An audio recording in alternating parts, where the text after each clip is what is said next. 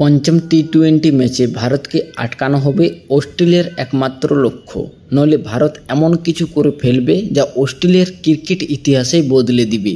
হ্যাঁ, পঞ্চম টি-20 ম্যাচে আগে অস্ট্রেলিয়ান কিংবদন্তিরা ভয় পেয়েছেন, আতঙ্কে আছেন, বিশ্বাস করতে পারছেন না কিভাবে ভারত একের পর এক ইতিহাস গড়ছে অস্ট্রেলিয়ার মাটিতে। আশ্চর্য বিষয় হলো ভারতীয় ক্রিকেট দল এখনও পর্যন্ত অস্ট্রেলিয়ার মাটিতে একটিও টি-20 সিরিজ হারেনি। এটা কিভাবে সম্ভব তা অস্ট্রেলিয়ানরা চোখে দেখেও অবিশ্বাস করছে, ভাবতেই তারা হতবাক। কারণ সত্যটা হলো ভারতীয় দল আজ পর্যন্ত অস্ট্রেলিয়ার একটি টি-20 সিরিজও হারেনি। এই অবস্থার মধ্যে অস্ট্রেলিয়ান কিংবদন্তিরা এখন কিভাবে ভারতের বিরুদ্ধে শেষ ম্যাচে জয়ের পরিকল্পনা করছেন, চতুর্থ ম্যাচে হারের পর কি মন্তব্য করেছেন, সেগুলো নিয়েই আজকের এই ভিডিও। তাই ভিডিওটি শেষ পর্যন্ত দেখবেন। ভালো লাগলে একটি লাইক করবেন, চ্যানেলে নতুন হয়ে থাকলে চ্যানেলটি সাবস্ক্রাইব করে পাশে বেল আইকনটি অন করে দিবেন। আর শেষ টি-20 ম্যাচে কি ভারত জিততে পারবে, কমেন্ট সেকশনে অবশ্যই জানাবেন, কারণ আপনার মতামত অনেক গুরুত্বপূর্ণ। প্রথমে বলি, অস্ট্রেলিয়া কিংবদন্তি স্টিভ হতবাক হয়ে গেছেন চতুর্থ টি-20 ম্যাচে। এমন সহজে কিভাবে ভারত অস্ট্রেলিয়াকে পরাজিত করলো তা দেখে। স্টিভও বলেছেন, পিচ ব্যাটিংয়ের জন্য যথেষ্ট ভালো ছিল, যদিও কিছুটা ধীর ছিল, কিন্তু সামগ্রিকভাবে সমতল ছিল। অস্ট্রেলিয়ার এক সময় 61 রানে মাত্র এক উইকেট হারিয়েছিল, অথচ শেষ পর্যন্ত 40 রানে ম্যাচ হেরে যায়। স্টিভও বলেন, 61 রানে এক উইকেট থাকা দল যদি শেষ ম্যাচ 40 রানে ম্যাচ হারে, সেটা সত্যিই হতাশাজনক। আমার মনে হয় না অস্ট্রেলিয়া নিজেদের ব্যাটিং পারফরম্যান্স সন্তুষ্ট হতে পারবে।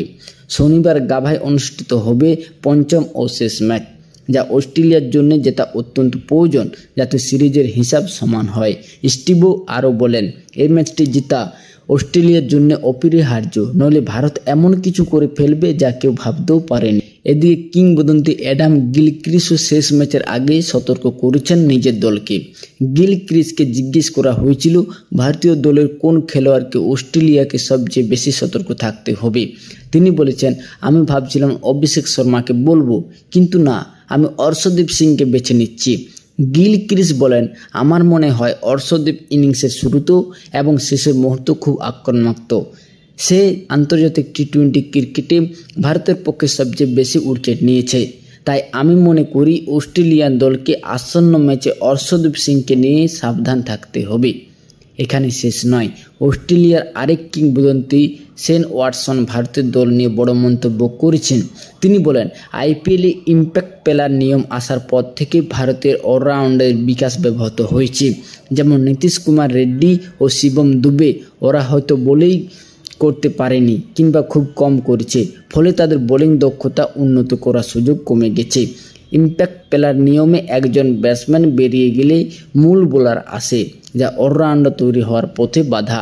ওয়াটসন বলেন, ভারতের এমন একজন পেস অলরাউন্ডারের অভাব রয়েছে যিনি হার্দিক পান্ডিয়ার মতো কার্যকরভাবে বল ও ব্যাট দুটোই সামলাতে পারেন। আইপিএলের এই নিয়মের কারণে অলরাউন্ডার প্যাকেজের সংখ্যা কমে গেছে। শিবম দুবের ক্ষেত্রেও এখনও সময় লাগবে বোলিং স্কিল আরও উন্নতি করতে। হার্দিক পান্ডিয়ার মতো রক্ষণাত্মক বোলিং দক্ষতা অর্জন করতে তাকে সময় নিতে হবে। হার্দিক উইকেট নিতে পারে, কিন্তু তার সঙ্গে রয়েছে রক্ষণাত্মক মনোভাব ও অভিজ্ঞতা, যা ক্যারিয়ারে ধীরে ধীরে তৈরি হয়েছে। শেষে ওয়াটসন শুভমান গিলের প্রশংসা করে বলেন, সে 3টি ফরম্যাটে দুর্দান্ত ব্যাটসম্যান। যেভাবে সে এই টি-20 সিরিজে ব্যাট করেছে অসাধারণ। 3 ফরম্যাটে খেলাটা সত্যি চ্যালেঞ্জিং, তবে যত বেশি খেলবে তত নিজের টেকনিক, ম্যাচ পরিকল্পনা এবং মানসিক সামঞ্জস্য সম্পর্কে গভীরভাবে বুঝতে পারবে, যাতে প্রতিবার যখন পরিবর্তন আনতে হবে তখন নিজের সেরার ফর্মে থাকতে পারে।